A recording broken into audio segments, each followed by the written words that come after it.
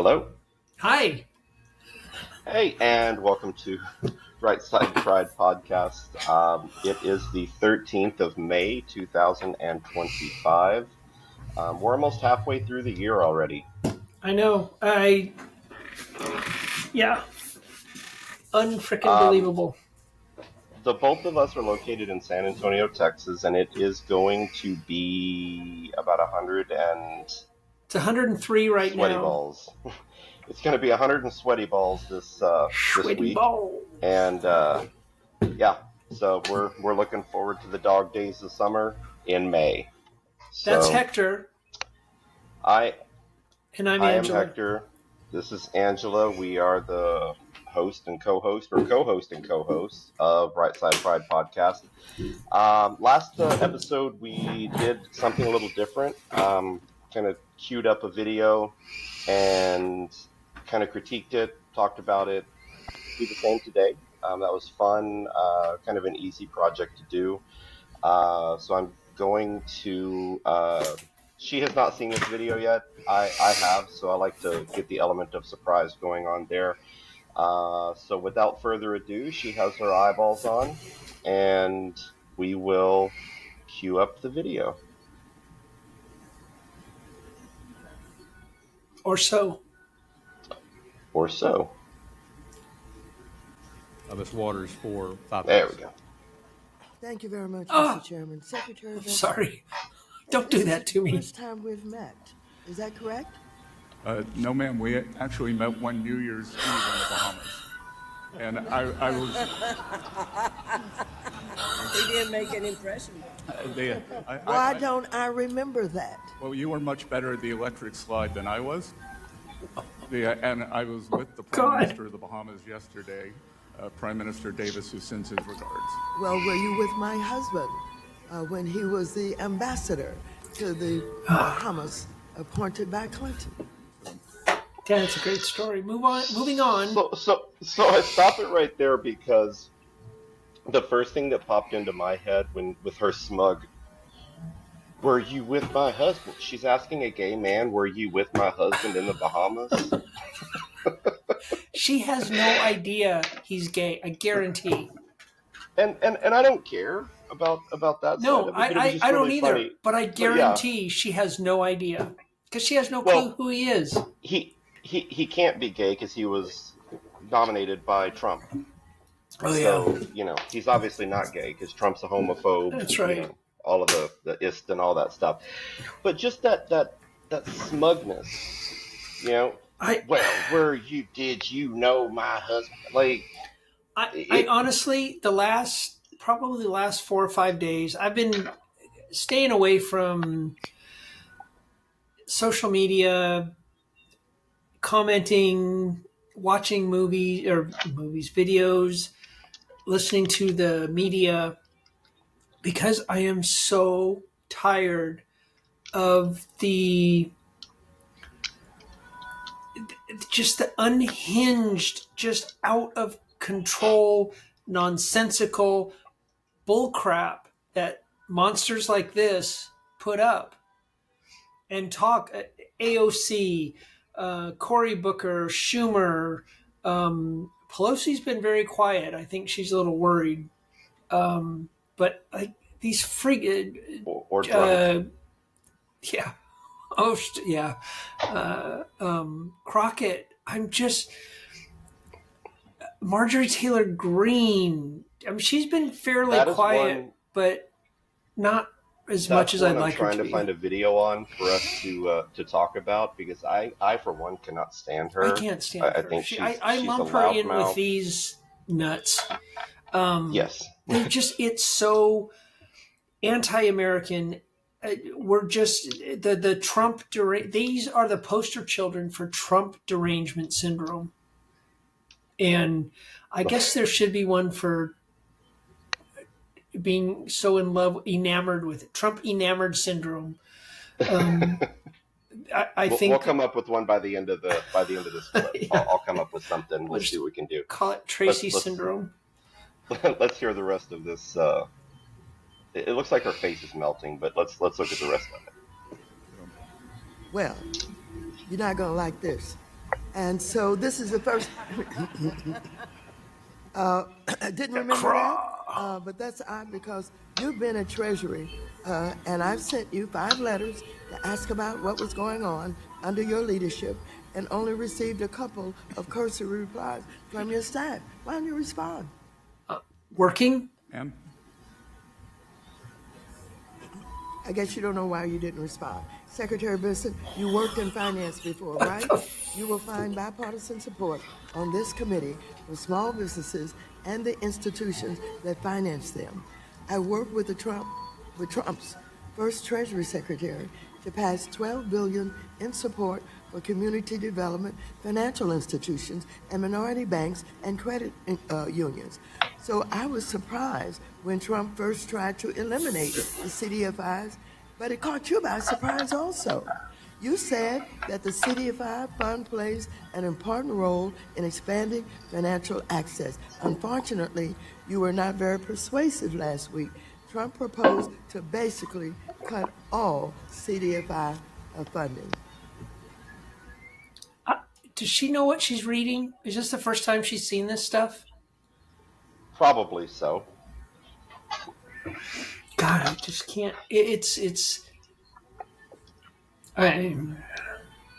Well, the fact that really bugs me, not just her, just all of them across the board, is of course they have their talking points and everything there, but they can't have a dialogue or back and forth with these folks. It's always like face down, reading verbatim right, what they're trying to say. And her lecturing her with her the claw, the hook coming out, and it's as if she's not ever seen the words in front of her face. And you're right. And it's nothing but a dialogue is face to face, where you look at somebody and do this. She's nothing but this. That's you're either reading somebody something, or you're lying and you can't make eye contact. There's that too. Or she's never seen this stuff before. She's never seen the print before. Or option D, all of the above. I don't. I go in knowing, and I hope anybody who watches this goes in knowing. And I think I prefaced it before we started with, I can't stand these people. So there's a bias Here we go. against these idiots. Now, let's discuss your job before coming secretary. Your hedge fund had a secret sauce on how you would make Can money you stop for this? investors. Did you hear how she started that? That's reading word for word what's on a piece of paper in front of her. Just like Joe Tato. Now, discuss your job before coming secretary. Your hedge fund had fortunately, you were not very persuasive last week. Trump proposed to basically cut all CDFI funding. Now, let's discuss your job before coming secretary. Your hedge fund had a secret sauce for how you would make money for investors, a proprietary trading strategy. As CEO, you guarded that strategy. You never allowed unrelated persons to access your firm's computer records, data, personnel files, and algorithms, right? And I'm sure you wouldn't have allowed just anyone unfettered access to copy, change, unfettered or to access use those records, right? I suspect not. And that makes good sense. What? So it bugs me the fact that she asks, you wouldn't allow this, you wouldn't allow that. Of course you wouldn't, and keeps going. Like, ask the question, answer it for him, and don't give him a chance to talk. She's also talking about a public entity, a government-owned or a taxpayer-owned entity versus a private company. Mm-hmm. Of course, a private company is going to say no to that stuff unless there's a court order that says, or there's a law that says, like the SEC or something that says a regulation. Yeah, you need to allow us access. A federal government agency, of course they have to. We own that. If it were a private entity, run it how you want as long as you're not breaking the law. Right. And if the law comes in and asks you, say, unless the Democrats come in and say, hey, we want to look at your books. say there's an organization like the Pride organization or something, and they come in and you ask to see their books, and they refer you to their lawyer who has no idea that they are. I'm just hypotheticals here. The lawyers have no idea that who they are. You know, then I could understand, like, okay, yes, there needs to be some oversight, some sort of audits and whatnot going on. But if it's a private industry, Yeah. Yeah. nobody has a right to Right. get in there and see that stuff. Right. Public, it's our money, it's our funds. I want people having oversight on this. Absolutely. Now, do I want people's private information to be accessible to anybody? No. But I want to know how it's being used. I want to see where the money's going. Yeah. And this crypt keeper's wife is reading word for word from a script. I swear, when I asked you to rewind that, she was saying something that is not. I guarantee there's either a hyphen in there, or she's reading one sentence that ended on a piece of paper and went to another one. One line had to go to the next line.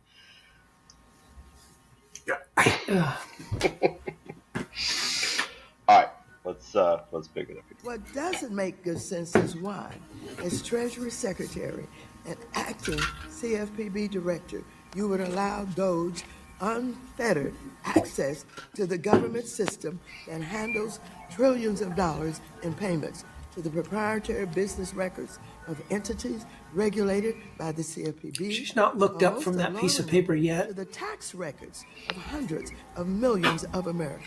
But you still threw up the gates of our finance system open to Elon Musk and his band of 22-year-olds. Yes or no? Do you know the level, type, or nature of the clearance? Here we go again with those yes or no questions. Yeah. It's all that Congress people ask are yes or no, and then try to play gotcha. I'm going to set you up. And security training required for individuals to access the information held in the computers of Treasury, IRS, or CFPB. Yes, I do, and I think we would have a disagreement over the definition of the word unfettered. Mr. Secretary, did all the individuals working with Doge who were given access to Treasury and CFPB's computer databases receive all of the required clearances and security training before they were granted access? Again, they were granted read-only access at Treasury. There were two. So let me just say, Doge please, you can't filibuster here. This is not the filibuster playground. And so, I didn't get the gotcha moment that I wanted. Okay, when I was a federal investigator, I used to do backgrounds, and each level of background, and I'm not an expert, just in my experience and training, each level of security clearance, and even in the military, you had to have a certain level. You could read somebody in so that they could, which meant you're basically telling them the rules. And if they're eligible to be read into something, yeah, you can read it. And that's a very basic, skipping over a lot of rules and stuff that I just said, or just, I'm just very glossing over this just greatly. But you can read somebody in. So if it's read, if the access they're granted is read only, it means they can see it on a computer or on a piece of paper, and that's it. Right. No editing, no deleting, no adding. You can't take it it's anywhere. Literally just seeing what's on. Yeah, and you can't save it. You can't save it. You can't do anything with it. You can't burn it to a disk. You can't put it on a thumb drive. You can't send it anywhere. No. All right, let's. We got about a minute left here with into our this bag. With access to all of the data, all of the personnel information, and you just open the door. Why'd you do that? He just told her no. They were Treasury employees. Oh, are you saying today in front of this committee that All of them were Treasury employees that the 25-year-old who's being identified, who worked for Elon Musk, Big balls. was allowed into the Treasury. Was that person there? He was a Treasury employee, as was Tom Kraus, the senior person on the Doge team. There were only two people. There were Doge employees also. There are no Doge employees. Were you aware that there were Doge employees coming into our Treasury getting all of our personal information? Well, ma'am, there is no such thing as a Doge employee. There were Treasury employees. I tend to disagree with you based on the information I have. Has any information been downloaded by anyone working with Doge from any of Treasury's or CFPB's computers? Answer yes or no. Not to my knowledge. You better learn. Gentlewoman yields Yield back. The gentleman from Michigan, the vice chairman of our committee. I can't You better stand learn. it.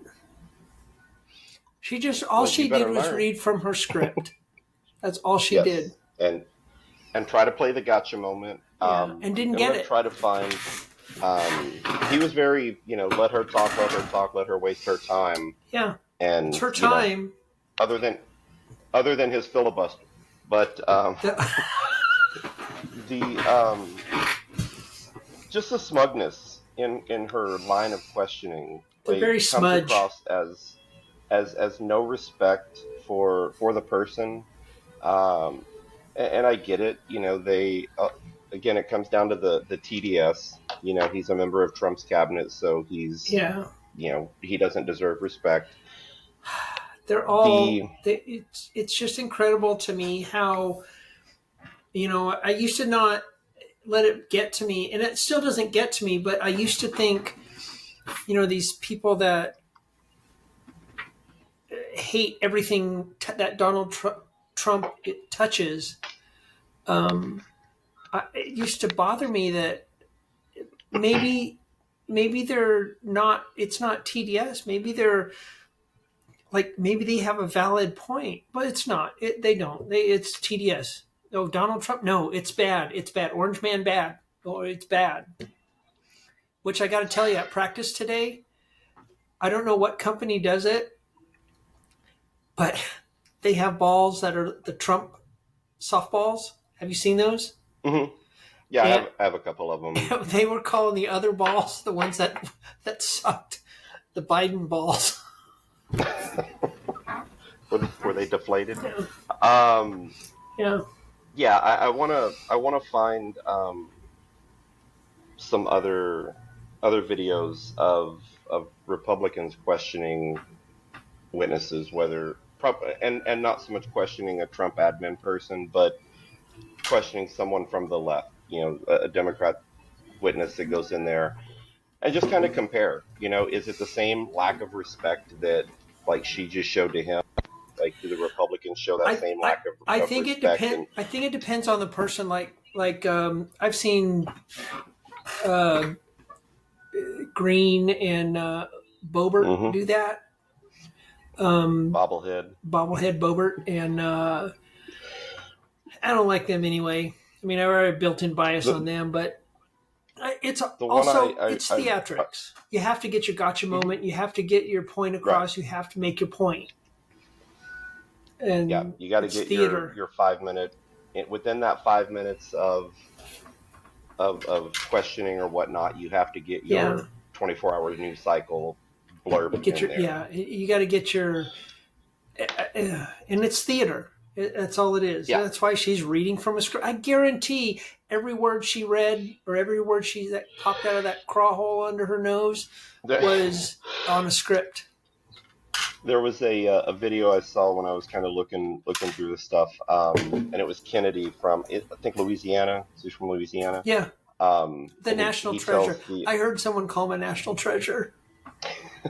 He tells the person that he's talking to, he's like, let's cut through the foreplay and get straight to the sex here.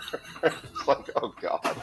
But I'll try to find that video, see if maybe we can talk about that. But I like the way he talks. I mean, he's straightforward with them.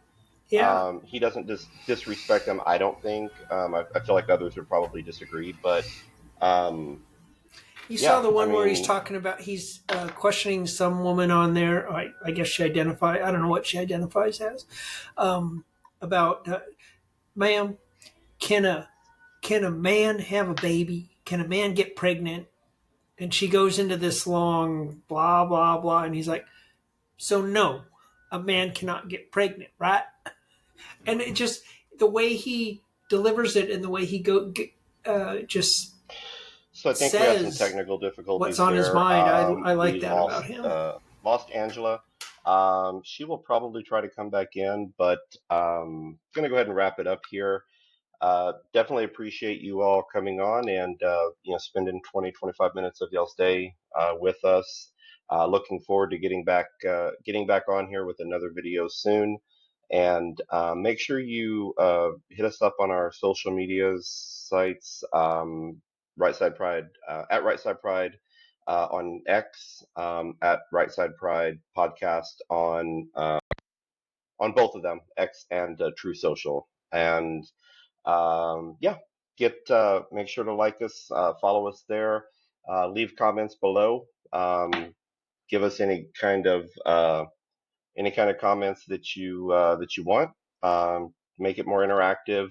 If you'd be interested in coming on, let us know. We'll definitely try to accommodate that.